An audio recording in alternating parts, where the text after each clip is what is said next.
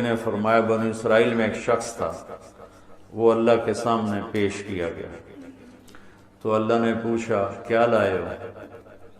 اس نے کہا تیرے لیے کچھ بھی نہیں لایا۔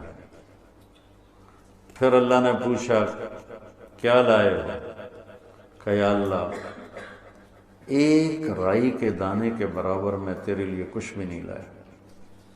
اللہ نے پھر تیسری دفعہ پوچھا کچھ تو سوچو کیا لائے ہو؟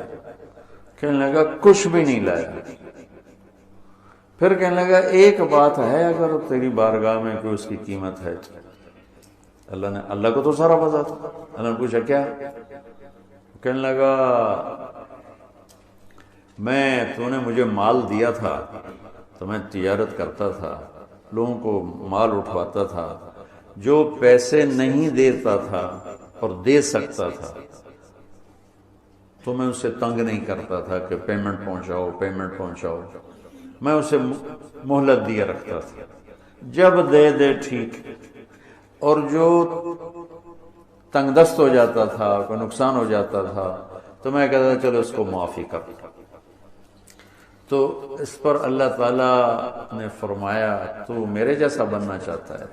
یہ تو میری صفت ہے کہ میں اپنے بندوں کو معاف کرتا ہوں، مہلت دیتا ہوں، چل بس اسی پر تجھے جنت کا فیصلہ ہے۔